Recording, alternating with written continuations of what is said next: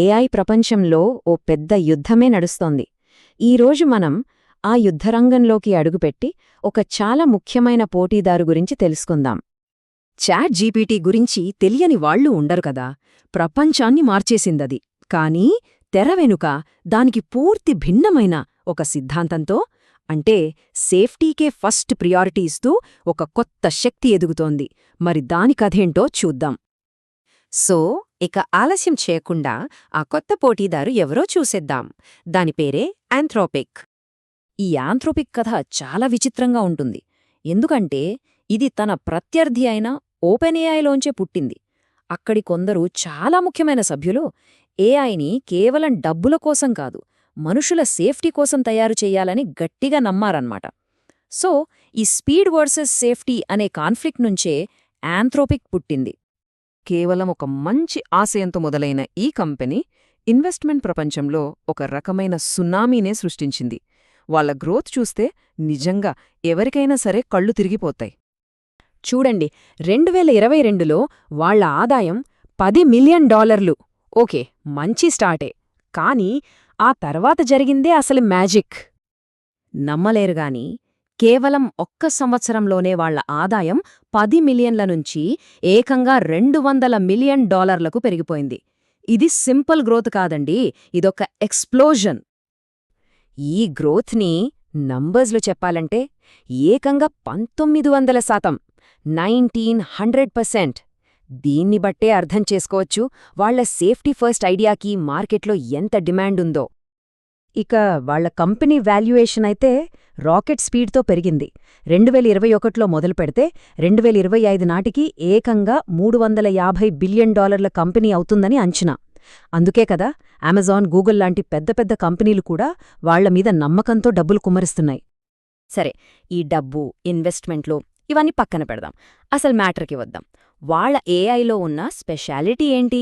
అది చాట్ జీపీటీని ఎలా ఎదుర్కోగలదు? ఇదే క్లాడ్. ఆంథ్రోపిక్ వాళ్ల బ్రహ్మాస్త్రం ఇదేనన్నమాట. చాట్ జీపీటీకి అసలైన పోటీదారుడు. క్లాడ్కి ఉన్న అతి పెద్ద బలమేంటంటే దాని కాంటెక్స్ట్ విండో. సింపుల్గా చెప్పాలంటే ఇది ఏఐ యొక్క షార్ట్ టర్మ్ మెమరీ లాంటిది. క్లాడ్ 3.5 సోనెట్ ఒకేసారి దాదాపు 150,000 పదాలని గుర్తుంచుకోగలదు. ఇది GPT-4o కంటే చాలా చాలా ఎక్కువ. అయితే ఇంత పెద్ద మెమరీతో ఏం చెయ్యగలదు?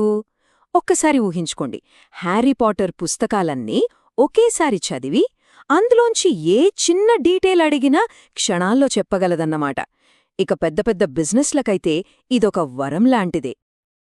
క్లౌడ్ టెక్నాలజీ అద్భుతమే, అందులో సందేహం లేదు. కానీ యాంథ్రోపిక్ను నిజంగా స్పెషల్గా మార్చేది వాళ్ల టెక్నాలజీ కాదు, వాళ్ల ఫిలాసఫీ. అదేంటో ఇప్పుడు చూద్దాం. వాళ్లు దీన్ని కాన్స్టిట్యూషనల్ ఏఐ అని పిలుస్తారు. సింపుల్గా చెప్పాలంటే ఏఐకి పుట్టుకతోనే ఒక మారల్ కంపాస్, అంటే ఏది మంచి, ఏది చెడు అని చెప్పే ఒక గైడ్ని ఇవ్వడం లాంటిది. దీనివల్ల మనుషులు పదే పదే చెప్పాల్సిన పని లేకుండానే ఏది కరెక్ట్, ఏది రాంగ్ అని అదే నేర్చుకుంటుంది. ఈ ట్రైనింగ్ని 2 స్టెప్స్లో చేస్తారు. మొదటి స్టెప్లో ఒక స్టూడెంట్ తన తప్పుల్ని తానే కరెక్ట్ చేసుకున్నట్టుగా ఏఐ కూడా తన సమాధానాల్ని వాళ్ల కాన్స్టిట్యూషన్ ప్రకారం సరిచేసుకుంటుంది. ఇక రెండో స్టెప్లో బెస్ట్ ఆన్సర్ని సెలెక్ట్ చేసుకోవడం ద్వారా అది ఇంకా బెటర్ అవుతూ ఉంటుంది. అంటే ఏఐకి సెల్ఫ్ ట్రైనింగ్ ఇస్తున్నారన్నమాట. ఈ సేఫ్టీ అనే మాట కేవలం చెప్పడానికే కాదు, వాళ్ల కంపెనీ స్ట్రక్చర్లోనే దాన్ని పెట్టారు. వాళ్లకి లాభాల కంటే జనాల మంచి ముఖ్యం. అంతేకాదు, ఒకవేళ ఏఐ ఎప్పుడైనా ప్రమాదకరంగా మారితే దాన్ని ఆపడానికి వాళ్ల దగ్గర ఒక కిల్ స్విచ్ కూడా ఉంది. రైట్, ఇప్పుడు ఈ 2 ఏఐ దిగ్గజాల మధ్య హెడ్ టు హెడ్ ఫైట్ ఎలా ఉందో చూద్దాం. ఇది కేవలం 2 కంపెనీల మధ్య పోటీ కాదండి, ఇది 2 వేర్వేరు ఫిలాసఫీల మధ్య యుద్ధం. ఒకవైపు సేఫ్టీ ఫస్ట్, స్పీడ్ నెక్స్ట్ అనే ఆంథ్రోపోపిక్, మరోవైపు ఇన్నోవేషన్ స్పీడే ముఖ్యం అనే ఓపెన్ఏఐ.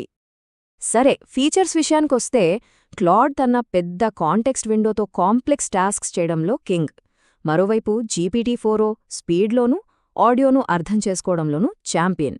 ఇది అచ్చం మన తాబేలు కుందేలు కథ లాంటిదే కదా. సింపుల్గా చెప్పాలంటే క్లాడ్ ఒక రీసెర్చర్ లాంటిదే. పెద్ద పెద్ద డాక్యుమెంట్లు, కాంప్లెక్స్ కోడింగ్ లాంటి వాటిని లోతుగా అనలైజ్ చేయడంలో దానికి తిరుగులేదు. క్లాడ్ ఒక రీసెర్చర్ అయితే GPT-4o ఒక ఫాస్ట్ స్పీకర్ లాంటిది. వాయిస్ అసిస్టెన్స్ లాగా వెంటనే రెస్పాండ్ అవ్వాల్సిన పనులకి ఇదే బెస్ట్. దాని స్పీడే దాని అసలు బలం. సో చివరిగా మన ముందున్న ప్రశ్న ఒక్కటే, ఏఐ అనే ఈ పెద్ద రేస్లో వేగంగా పరిగెత్తే కుందేలు గెలుస్తుందా, లేక నెమ్మదిగా జాగ్రత్తగా అడుగులు వేసే తాబేలు గెలుస్తుందా? దీనికి సమాధానం బహుశా భవిష్యత్తు మాత్రమే చెప్పగలదు.